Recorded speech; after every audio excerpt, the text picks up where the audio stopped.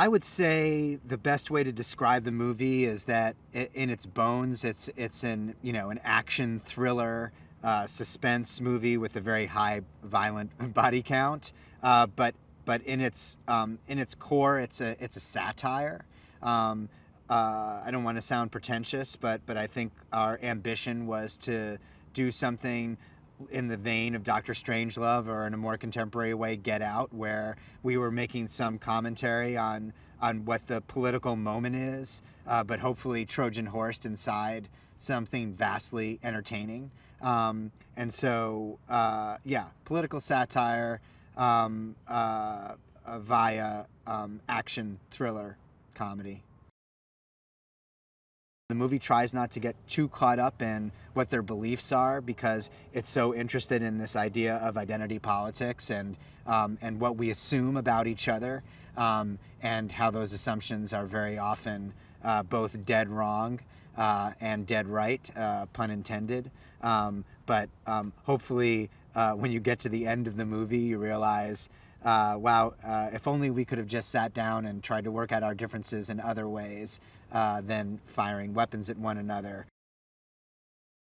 When we started reading actors for Crystal, we pursued Betty, and she went on tape in her audition, and she did the mom and pa scene, and as soon as she said, "You done fucked up, bitch," and sort of kind of like did this little kind of like boxer like stride, like Nick and I just looked at each other. Craig was not in the room with us, but he had said to us, "You're going to want to watch this." And we were like, "Oh, I feel bad for all the tapes that we haven't seen yet, because it's going to be Betty Gilpin." And then now that she's, performed the role beyond just the audition, again, she just makes really interesting choices. I never entirely know what she's thinking. And traditionally, that's a bad thing, because you want to know what characters are thinking so you can identify with them and form bonds with them.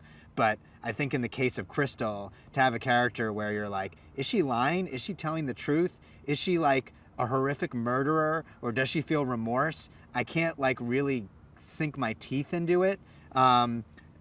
She's keeping me at arm's length, but at the same time, she's completely and totally drawing me in. It's a magic trick. I've never ever seen anything like it, and it's all a testament to Betty's incredible talent. I think that at the end of the day, that our intention was to make a movie that everybody could go see, that they could see themselves reflected in these characters, but also understand that it was a very heightened version of these characters. That ultimately, I do think that the movie tries not to take sides, but it's also impossible not to root for the people who are being shot at the entire time. And I think that our broader sense of things have gotten very extreme, and this movie feels like ridiculous on many different levels. But the scariest part of this movie is that, is it that ridiculous? Don't we believe in some things in the conspiracy world that are just as absurd as what we just saw unfold here? And at the end of the day, like, the hunters and the hunted are of specific political affiliations, but we tried not to get overtly political, but at the same time code the movie so that you kind of knew who was who. We hope that liberals will be able to laugh at themselves. That's one of the hardest things for liberals to do. As a liberal, I don't like being the butt of the joke, and I actually feel like, although my political ideology is vastly different in many ways from conservatives, they are just they have a much better sense of humor about it, about the whole thing, which I think is commendable, and the movie tries to reflect that idea as well.